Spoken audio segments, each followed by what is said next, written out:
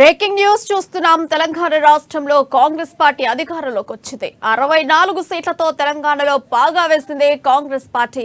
ఈ నేపథ్యంలో కాంగ్రెస్ శాసనసభ పక్ష సమావేశం ఇవాళ జరగనుంది. హైదరాబాద్ నగరంలోని ఎల్లా హోటల్ వేదికగా మరి కాసేపట్లో ప్రారంభమయ్యే సమావేశంలో తెలంగాణ ముఖ్యమంత్రి ఎవరు అనే దానిపై కొత్త ఎమ్మెల్యేల నుంచి అభిప్రాయాలను సేకరించనున్నారు.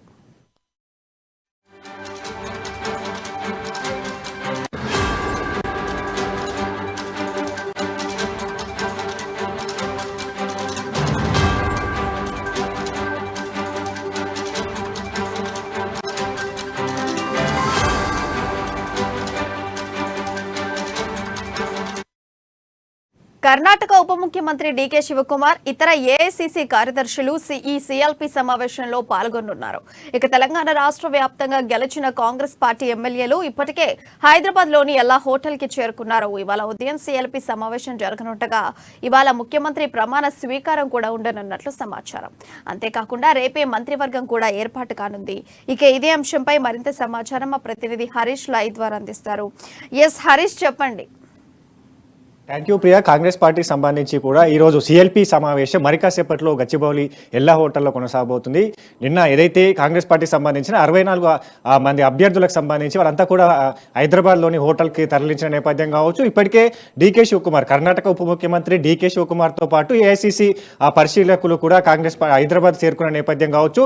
ప్రధానంగా కాంగ్రెస్ పార్టీకి సంబంధించి కూడా 64 స్థానాల్లో కూడా గెలుపొందిన నేపథ్యంలో ఖచ్చితంగా గవర్నమెంట్ ఫామ్ చేసే దిశగా వెళ్తున్న నేపథ్యంలో ఎలాంటి నిర్ణయాలు తీసుకోవాలి, కాంగ్రెస్ పార్టీకి సంబంధించిన ముఖ్యమంత్రి ఎవరు, సిఎల్పీ నేత ఎవరు ఉండబోతున్నారపైన కూడా ఈరోజు స్పష్టత వచ్చే అవకాశం కనిపిస్తుంది. మరోవైపు దీనికి సంబంధించి అంటే తెలంగాణలో ఏదైతే ప్రభుత్వ ఏర్పాటుకు సంబంధించి ఇప్పటికే ఏదైతే రేవంత్ రెడ్డి కావచ్చు, ఇక్కడ డీకే శివకుమార్తో పాటు కాంగ్రెస్ పార్టీ చెందిన ముఖ్య నేతలంతా కూడా నిన్న గవర్నర్ తమిళసైని కలవడం జరిగింది. ప్రభుత్వ ఏర్పాటుకు సంబంధించి కూడా తమకు సమయాన్ని కేటాయించాలని కూడా వాళ్ళు కోరిన నేపథ్యం కావచ్చు. ఈరోజు ప్రత్యేకంగా ఈరోజు 64 మందితో హోటల్లో డీకే శివకుమార్తో పాటు పిసిసి చీఫ్ రేవంత్ రెడ్డి, అలాగే బట్టి విక్రమార్కతో పాటుగా ఏఐసీసీ పరిశీలకుడు సుశీల్ కుమార్ షిండే, సూర్జేవాలా మొత్తంగా కాంగ్రెస్ పార్టీకి చెందిన ఐఆర్సీసీ పరిశీలకుల సమక్షంలో సిఎల్పీ నేతను ఎన్నుకునే అవకాశం కనిపిస్తుంది. ఎందుకంటే ఇప్పటికే 64 మంది అభ్యర్థులకు సంబంధించి కూడా వాళ్ళని ఎవరైతే సిఎల్పీ నేతగా ఉండే విధంగా ఉంటే బాగుంటుందన్న పైన కూడా వాళ్ళ అభిప్రాయాన్ని కూడా తీసుకోవడం జరుగుతుంది. మొత్తంగా అంటే 64 మంది అభిప్రాయం తీసుకుంటారా లేక ఏకాభిప్రాయంతో కూడా సిఎల్పీ నేతను ఎన్నుకునే అవకాశం కనిపిస్తున్న నేపథ్యం కావచ్చు. అంటే ఇప్పటికే సిఎల్పీ నేత ఎన్నుకున్న తర్వాత కాంగ్రెస్ పార్టీకి సంబంధించి కూడా ముఖ్యమంత్రి ఎవరు అనే దానిపైన కూడా స్పష్టత వచ్చే అవకాశం ఉంది. ఇప్పుడు ఏదైతే కాంగ్రెస్ పార్టీకి సంబంధించి కూడా ప్రచారాలు కొనసాగుతున్నాయి. ఇప్పటికే పిసిసి చీఫ్ రేవంత్ రెడ్డి ముఖ్యమంత్రి బరిలో ఉన్న నేపథ్యం కావచ్చు, రేస్లో ఉన్న నేపథ్యం కావచ్చు, అలాగే సిఎల్పీ నేత బట్టి విక్రమార్క పేరు కూడా వినిపిస్తున్న నేపథ్యం కావచ్చు. ఇతర కాంగ్రెస్ పార్టీకి చెందిన ముఖ్య నేతలు కూడా సీఎం బరిలో కూడా ఉన్నట్టుగా కూడా వార్తలు వచ్చిన నేపథ్యంలో అధిష్టానం ఎలాంటి నిర్ణయం తీసుకుంటుంది. ఇప్పుడు ఇక్కడ సిఎల్పీ సమావేశంలో నేతలంతా కూడా సమావేశమవుతారు కాబట్టి వాళ్ళు ఎలాంటి అభిప్రాయాలు కూడా వెలువడించడం జరుగుతుంది. నేపథ్యంలో రేవంత్ రెడ్డికి సంబంధించి ముఖ్యమంత్రిగా కొనసాగుతారా, బట్టి విక్రమార్కకు అవకాశం కల్పిస్తున్నట్టు స్పష్టత వచ్చే అవకాశం అయితే కనిపిస్తుంది. మరి కాసేపట్లో ఈ సమావేశం ప్రారంభం కానున్న నేపథ్యం కావచ్చు. కాంగ్రెస్ పార్టీకి సంబంధించి ఇప్పటికీ ఏదైతే ఎన్నికల అధికారికి సంబంధించి అంటే ఈరోజు 64 ఏదైతే అభ్యర్థులు ఎవరైతే గెలుపొందారో వాళ్ళకు ఎన్నికల అధికారికి సంబంధించి కూడా వాళ్ళు గెలుపు పత్రాలు ఇవ్వడం జరుగుతుంది. దాని తర్వాత సిఎల్పీ నేతను కూడా ఎన్నుకునే అవకాశం ఉంటుంది. మరోవైపు సిఎల్పీ నేతగా రేవంత్ రెడ్డిని నియమించి అలాగే ముఖ్యమంత్రిని చేయాలని కూడా కాంగ్రెస్ అధిష్టానం అభిప్రాయపెడుతున్న నేపథ్యం కావచ్చు. మొత్తంగా దీనికి అంటే కాంగ్రెస్ పార్టీ సంబంధించి ఎప్పుడు ఉండబోతుంది, ముఖ్యమంత్రి ఎవరు, ప్రభుత్వాన్ని ఏ రోజు ఏర్పాటు చేయడం పైన కూడా ఈరోజు ఒక స్పష్టత వచ్చే అవకాశం కనిపిస్తుంది నేపథ్యం కావచ్చు. అంటే కాంగ్రెస్ పార్టీకి సంబంధించి కూడా ఈరోజు సిఎల్పీ నేతను ఎన్నుకునే అవకాశం ఉంటుంది, ముఖ్యమంత్రిని ప్రకటించే అవకాశం ఉంటుంది. రేపు ఏదైతే ప్రమాణ స్వీకార కార్యక్రమానికి ఒక కార్యక్రమం ఉంటుందని కూడా తెలుస్తున్న నేపథ్యం కావచ్చు. మరోవైపు అంటే ఈ నెల 9వ తేదీన తెలంగాణ రాష్ట్ర సోనియా గాంధీ ఏదైతే ఏఐసీసీ అగ్రనేత సోనియా గాంధీ పుట్టినరోజు సందర్భంగా తెలంగాణలో ప్రభుత్వాన్ని ఏర్పాటు చేసేందుకు అవకాశం కనిపిస్తుందని మరోవైపు ఆలోచిస్తున్న నేపథ్యం కావచ్చు. అంటే మొత్తంగా కాంగ్రెస్ పార్టీకి సంబంధించి కూడా ఈ రోజు సిఎల్పీ నేతను ఎన్నుకునే అవకాశం కనిపిస్తుంది. ముఖ్యమంత్రి ఎవరు ఉండడానిపైన కూడా ఈ రోజు క్లారిటీ వచ్చే అవకాశం ఉంటుంది. ఇక ప్రమాణ స్వీకారానికి సంబంధించి రేపు ఉంటుందా లేదా 9వ తేదీన ఉంటుందా అనే దానిపైన కూడా ఒక స్పష్టత వచ్చే అవకాశం అయితే ఈ రోజు కనిపిస్తుంది. ప్రియా. ఇప్పుడు చూసుకుంటే 60+ నియోజకవర్గాల్ని గెలుచుకోవడం ఒక ఎత్తు అయితే ముఖ్యమంత్రిని ఎంచుకోవడం మరొక ఎత్తు అని తెలుసు కాంగ్రెస్ పార్టీ వాళ్ళకి.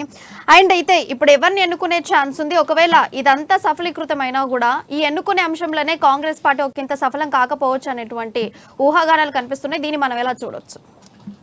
ఖచ్చితంగా అంటే కాంగ్రెస్ పార్టీకి సంబంధించి కూడా ఇప్పటికే తెలంగాణలో ఎన్నికల జరగక ముందు నుంచి కూడా ఇక్కడ రేవంత్ రెడ్డి కావచ్చు, బట్టి విక్రమార్ కావచ్చు, కోమటిరెడ్డి కావచ్చు, ఇతర నేతలు ముఖ్య నేతలంతా కూడా తామే సీఎం రేస్లో ఉన్నామని కూడా చెప్పుకున్న పరిస్థితుల నేపథ్యంలో దీన్ని అధిష్టానం కూడా ఆచితూచి అడుగులు వేస్తున్న నేపథ్యం కావచ్చు. తెలంగాణలో ఎవరిని ముఖ్యమంత్రి బరిలో దింపితే కాంగ్రెస్ పార్టీ కావచ్చు, పార్టీ ఇలా బలపడడం కావచ్చు, ఇక్కడ తెలంగాణ రాజకీయాలకు సంబంధించి కూడా బలిష్టమైన రాజకీయాలను ప్రజలకు అందించే విధంగా కూడా అధిష్టానం ఆలోచిస్తున్న ఆ నేపథ్యంలో ఇప్పుడు రేవంత్ రెడ్డికి సంబంధించి ముఖ్యమంత్రి కొనసాగించాలా లేదంటే బట్టి విక్రమార్కు ముఖ్యమంత్రి హోదాలో కనిపించాలని పైన కూడా ఒక అధిష్టానం కూడా ఆలోచిస్తున్న పరిస్థితి ఉంది. లేదంటే ఇద్దరికి అంటే 2.5 years రేవంత్ రెడ్డి, 2.5 years బట్టి విక్రమార్కు కేటాయించాలని పైన మరో ప్రతిపాదన పైన అధిష్టానం ఆలోచిస్తున్న నేపథ్యాన్ని కనిపిస్తుంది.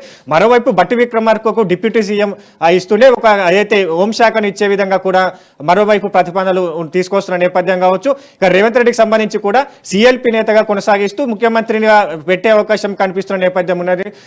అంటే ఈ 64 అభ్యర్థులతో సహా ఈ రోజు సిఎల్పి నేత ఎవరనే పైన స్పష్టత వచ్చిన తర్వాతనే ముఖ్యమంత్రి పైన కూడా ఆలోచించే అవకాశం కనిపిస్తుంది. కాబట్టి మొదటగా సిఎల్పి సమావేశంలో ఆ సిఎల్పి నేతగా ఎన్నుకునే అవకాశం కనిపిస్తుంది. తర్వాత సిఎల్పి నేత నిర్ణయాలు కావచ్చు, అభ్యర్థులు 64 మంది అభ్యర్థులు అయితే ఎవరు ఉన్నారో వాళ్ళ అభిప్రాయాల సేకరణ తీసుకుంటారు. ఈ సేకరణ అంటే కూడా ఢిల్లీ అధిష్టానానికి పంపించడం జరుగుతుంది. అక్కడ అగ్రనేతలు రాహుల్ గాంధీ, సోనియా గాంధీ, ప్రియాంక గాంధీతో మల్లికార్జున ఖర్గే సూచనల మేరకు తెలంగాణలో ఎవరైతే ముఖ్యమంత్రి ఉంటారని పైన కూడా ఢిల్లీ అధిష్టానం నిర్ణయించే అవకాశం అయితే ఉంది. ప్రియా హరీష్, ఇప్పుడు చూసుకుంటే తెలంగాణ వచ్చిన తర్వాత తొలిసారిగా కాంగ్రెస్ పార్టీ ఇప్పుడు అధికారాన్ని చేజెక్కించుకుంది.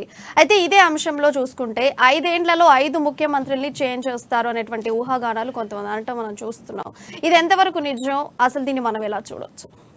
అంటే బీఆర్ఎస్ విమర్శలు చేసిన పరిస్థితులు కనిపిస్తున్నాయి. తెలంగాణలో కాంగ్రెస్ పార్టీలో 15 మంది ముఖ్యమంత్రులు ఉన్నారు. ప్రధానంగా ఎన్నికల సమయంలో బీఆర్ఎస్ ప్రచారాల సమయంలో బీఆర్ఎస్ నేతలు ఆరోపించిన పరిస్థితులు కావచ్చు. కాంగ్రెస్ పార్టీకి సంబంధించి అంటే అంతర్గత ప్రజాస్వామ్యం కలిగిన పార్టీ కాబట్టి ఎవరైనా ఎలాంటి విషయాలపైన కూడా మాట్లాడే అవకాశం కనిపిస్తున్న నేపథ్యం కావచ్చు. అంటే ఎన్నికల తర్వాత చేసిన ప్రకటనలు కావచ్చు, ఎన్నికల తర్వాత ఇప్పుడు కాంగ్రెస్ పార్టీ గెలుపొందింది కాబట్టి తెలంగాణ ఏర్పాటు తర్వాత మొదటిసారిగా తెలంగాణలో కాంగ్రెస్ పార్టీ గెలుపొందిన నేపథ్యం కావచ్చు. అంటే 10 దఫాలు కూడా బీఆర్ఎస్ ప్రభుత్వం అధికారంలో ఉన్నది. తెలంగాణ సంబంధించి కాంగ్రెస్ పార్టీ మొట్టమొదటిసారిగా అధికారంలోకి వచ్చిన నేపథ్యంలో దీన్ని క్రియాశీలకంగా వాడుకోవాలి. అంతర్గత పోరుకు పోకుండా కూడా అధిష్టానం ఇప్పటికే అగ్రనేతలు కావచ్చు, ఏఐసిసి పరికీలన కావచ్చు, ట్రబుల్ షూటర్ డీకే శివకుమార్ కూడా తెలంగాణకు పంపించిన నేపథ్యం కావచ్చు. అంటే ఎవరు నేతల మధ్య విభేదాలు కూడా తలెత్తకుండా ముఖ్యమంత్రి అంశం పైన కూడా కేంద్రం ఎలాంటి నిర్ణయం తీసుకున్నా కూడా అందరూ ఏకతాటిపై వెళ్లే విధంగా కూడా ఇప్పటికే వాళ్ళందరినీ కూడా వాళ్ళతో సమావేశాలు కావచ్చు, సూచనలు కూడా చేసిన నేపథ్యం కావచ్చు. ఖచ్చితంగా కాంగ్రెస్ పార్టీకి సంబంధించి గతంలో ఎన్నికల ముందు ఇచ్చిన సీఎం రేస్లో ఉన్న అభ్యర్థులంతా కూడా ఎన్నికల తర్వాత ఇలాంటి ప్రకటనలు కూడా చేయలేదని చెప్పొచ్చు. ఎందుకంటే సిఎల్పి నేత బట్టి విక్రమార్క కావచ్చు, రేవంత్ రెడ్డి కావచ్చు, అధిష్టానం ఎవరిని సీఎం అభ్యర్థిగా ప్రకటిస్తే తాము అందరికీ కలిసికట్టుగా వెళ్ళి పనిచేస్తామన్నట్టుగా కూడా ఆ నేతలు చెప్పిన పరిస్థితుల్లో కావచ్చు. అభ్యర్థులకు సంబంధించి కాంగ్రెస్ పార్టీ ఆ సీఎం అభ్యర్థికి సంబంధించి ఖచ్చితంగా ఢిల్లీ అధిష్టాన నిర్ణయం వరకే ఉంటుంది. ఆ ఢిల్లీ అధిష్టాన నిర్ణయాన్ని కూడా ఖచ్చితంగా ఇక్కడ నేతలంతా కూడా తప్పకుండా కూడా పాటియాలి, ఏకతాటిపై వెళ్ళాలి, పార్టీకి సంబంధించి క్యాడర్ని బలోపేతం చేసుకోవాలి. అధికారంకి వచ్చిన పార్టీ కాబట్టి ప్రజలకు మంచి మెసేజ్ ఇవ్వాలనుకుంటే ఇలాంటి ఆ సిచ్యువేషన్ కూడా వాళ్ళను సీఎం అభ్యర్థి కావచ్చు, సిఎల్పి నేత కావచ్చు, అధిష్టానం ఎవరిని చేస్తే వాళ్ళతో కలిసిగా పనిచేసే అవకాశాలు అయితే కనిపిస్తున్నాయి. ఇదే విషయం పైన కూడా అక్కడ ఐఐసిసి పరిశీలకులు కావచ్చు, అగ్రనేతలు కావచ్చు, సోనియా గాంధీ కావచ్చు, ఇక్కడ నేతలకు కూడా సమాలోచన జరిపారు. వాళ్ళకు సూచించిన నేపథ్యంలో అందరూ కలిసికట్టుగా వెళ్లే అవకాశాలు కనిపిస్తున్నాయి. ఈ రోజు సిఎల్పి నేత తర్వాత సీఎం ఎవరు అనేది ఒక స్పష్టత వచ్చే అవకాశం కనిపిస్తుంది. తర్వాత అంతా కూడా కాంగ్రెస్ పార్టీకి సంబంధించి కూడా కలిసి ఏదైతే ప్రజాపాలన అందించే విధంగా కూడా అవకాశాలు అయితే ఉన్నాయి. ప్రియా ఇప్పుడు మనం మెయిన్లీ చూసుకుంటే కాంగ్రెస్ పార్టీ వచ్చిన తర్వాత 6 గ్యారెంటీలని 100 days లో అమలు చేస్తామని చెప్పడం జరిగింది. అసలు తెలంగాణ రాష్ట్రం ఇప్పటికే అప్పుల్లో కూరుకుపోయింది అనేటువంటి అంశం మనం చూస్తున్నాం. మరి ఇలాంటి తరుణంలో కాంగ్రెస్ పార్టీ 6 గ్యారెంటీలని ప్రజలకు ఎలా అందజేస్తుంది? వాళ్ళ ప్లాన్ ఏంటి? ఖచ్చితంగా కాంగ్రెస్ పార్టీకి సంబంధించి కూడా 6 గ్యారెంటీలు తీసుకొచ్చి 5 డిక్లరేషన్ తీసుకొచ్చిన క్రమం కావచ్చు. ఇదే 5 గ్యారెంటీలను కర్ణాటకలో ఎన్నికల ముందు కర్ణాటక ప్రజలకు హామీలు ఇవ్వడం జరిగింది. అక్కడ కూడా అమలు చేస్తున్నారు, అమలు పరిచిన నేపథ్యం కనిపిస్తుంది. కాబట్టి తెలంగాణలో కూడా అంటే కాంగ్రెస్ పార్టీకి సంబంధించి మేనిఫెస్టో కావచ్చు, 6 గ్యారెంటీలు కావచ్చు, 5 డిక్లరేషన్లు కావచ్చు, ఇదంతా కూడా ఏదైతే ఆర్థిక శాఖ నిపుణుల సూచన తర్వాతనే కాంగ్రెస్ పార్టీ ఇట్లాంటి మేనిఫెస్టో కావచ్చు, 6 డిక్లరేషన్ ప్రకటించిన నేపథ్యం బడ్జెట్కి అనుగుణంగా అంటే తెలంగాణ తెలంగాణ బడ్జెట్ అనుగుణంగా కూడా ఇక్కడ ప్రజలకు ఎలాంటి సంక్షేమ పథకాలు అందించాలి, ఎలాంటి డిక్లరేషన్ కల్పించాలి, ఎలాంటి గ్యారంటీలు ఇవ్వాలని కూడా పూర్తిగా తర్జన భర్జన తర్వాతనే తెలంగాణ కాంగ్రెస్ పార్టీకి సంబంధించి ఇక్కడ ప్రజలకు హామీలు ఇవ్వడం జరిగింది. ఇక్కడ బడ్జెట్ అనుగుణంగా కావచ్చు, ఇక్కడ ఉన్న ఏదైతే ఐటీ సంబంధించి కావచ్చు, మిగతా అన్ని పరిస్థితుల అనుగుణంగా ఇలాంటి హామీలు ఇవ్వడం జరిగిన నేపథ్యం కనిపిస్తుంది. కాబట్టి ఖచ్చితంగా తెలంగాణలో ఇవి ఇంప్లిమెంట్ అయ్యే అవకాశం కనిపిస్తుంది. ఎందుకంటే 6 గ్యారంటీలకు సంబంధించి కూడా కర్ణాటక ప్రజలకు అక్కడ 90 రోజుల్లో ప్రభుత్వం ఫామ్ చేసిన తర్వాత 90 రోజుల్లో అక్కడ ప్రజలకు 6 గ్యారంటీలను ఇస్తామన్నట్టుగా కూడా హామీలు ఇవ్వడం జరిగింది. గ్యారంటీ కార్డును ఇంటింటికి చేరవేసిన నేపథ్యం కనిపిస్తుంది. కాబట్టి తెలంగాణకు సంబంధించి 6 గ్యారంటీలు ఇచ్చిన నేపథ్యంలో ఇక్కడ కూడా ఇంటింటికి గ్యారంటీ కార్డులు చేరవేసిన నేపథ్యం కనిపిస్తుంది. 90 రోజులు అంటే గవర్నమెంట్ ఏర్పడ్డ తర్వాత 90 రోజుల్లో ఇక అన్నింటినీ కూడా ఇంప్లిమెంట్ చేస్తామన్నట్టుగా కాంగ్రెస్ నేతలు కూడా ప్రజలకు చెప్పిన అవకాశాలు కనిపిస్తున్నాయి. కాబట్టి ఖచ్చితంగా ఏదైతే 6 గ్యారంటీలు ఉన్నాయో అవి అమలు చేసే అవకాశం కనిపిస్తుంది. ముందుగా దానికి సంబంధించి అంటే ఏ గ్యారంటీలను ముందుగా ఇంప్లిమెంట్ చేయాలి, గత బీఆర్ఎస్ ప్రభుత్వంలో ఎలాంటి హామీలు ఇచ్చింది, అవి ఎంతవరకు ఇంప్లిమెంట్ అయ్యి సగంలో ఆగిపోయిన పథకాలు ఏంటిది, ఇంకా దాన్ని ముందుగా స్పీడప్ చేసి ఎలాంటి పథకాలు తీసుకురాని పైన కూడా పూర్తిగా ప్రభుత్వ ఏర్పాటు తర్వాత కూడా ఇలాంటి ఏదైతే 6 గ్యారంటీలు పథకాల పైన కూడా ఒక సమావేశం జరిగే అవకాశం కనిపిస్తుంది. దాంట్లో ముందుగా ఎలాంటి గ్యారంటీలను ప్రజలకు తీసుకురావాలని పైన కూడా సమాలోచన జరిపే అవకాశం కనిపిస్తుంది. మంత్రివర్గ భేటీ తర్వాత ఇలాంటి నిర్ణయాలు ప్రకటించే అవకాశం అయితే ఉంది. ప్రియా, చూసుకుంటే హరీష్, ఇప్పుడు కాంగ్రెస్ పార్టీ హయాంలో ఈ 6 గ్యారంటీల మూలాన మరింత అప్పుల ఊబిలోకి దిగిపోయేటువంటి అవకాశం ఉందంటారా తెలంగాణ రాష్ట్రం? ఖచ్చితంగా అంటే 6 గ్యారంటీలు అనేది బిజినెస్ ఎక్స్పర్ట్స్ కావచ్చు, అలాగే ఆర్థిక శాఖ నిపుణులు కావచ్చు, తెలంగాణ బడ్జెట్ అంచనాలు వేస్తూ గతంలో బీఆర్ఎస్ ప్రభుత్వం తెలంగాణ బడ్జెట్ అంచనాలు కావచ్చు, తెలంగాణలో ఉన్న ఆర్థిక స్థితిగతులు కావచ్చు, తెలంగాణ బడ్జెట్ ఇప్పటి వరకు ఎంత మేరకు బడ్జెట్ ఉన్న దానిపైన కావచ్చు, మొత్తంగా ఇతర రాష్ట్రాలకు సంబంధించి చూస్తే తెలంగాణలో ధనిక రాష్ట్రం అని కూడా సీఎం కేసీఆర్ పదే పదే చెప్పిన నేపథ్యం కావచ్చు. వీటన్నిటినీ అంచనాలను దృష్టిలో చూసుకొని 6 గ్యారంటీలను కాంగ్రెస్ పార్టీ తెలంగాణ ప్రజల కోసం తీసుకొచ్చిన నేపథ్యం అయితే ఉంది. దీంట్లో ఈ బడ్జెట్కు సంబంధించి ఎట్లా కూర్పు జరుగుతుంది, బడ్జెట్ సంబంధించి ఏ విధంగా తీసుకొస్తారు, ఇతర రాష్ట్రాలకు సంబంధించి ఇక్కడ నుంచి ఏదైనా డిమాండ్ అండ్ సప్లైకి సంబంధించిన ఏదైతే ప్రక్రియ కొనసాగిస్తారా, లేదంటే ఇది ఇతర మార్గాల ద్వారా కూడా ఆ ఆర్థిక శాఖకు సంబంధించి ఏదైతే దానికి సంబంధించిన నిధులను సేకరిస్తారనే పైన కూడా పూర్తిగా ఎక్స్పర్ట్స్తో వీళ్ళు సమావేశం జరిపిన తర్వాతనే తర్జాభర్జన చేసిన తర్వాతనే ఇట్లాంటి 6 గ్యారంటీలు కావచ్చు మేనిఫెస్టో ప్రకటించిన క్రమం అయితే ఉన్నది. కాబట్టి ఖచ్చితంగా 6 గ్యారంటీలకు సంబంధించి కూడా ఎలాంటి బడ్జెట్ సంబంధించిన ఎలాంటి లోటుపాట్లు లేకుండానే 6 గ్యారంటీలకు సంబంధించి నిధులను కావచ్చు 6 గ్యారంటీలకు సంబంధించి ఇంప్లిమెంట్ చేసే అవకాశం అయితే ఉంది. Priya, right Harish, thank you for your live updates.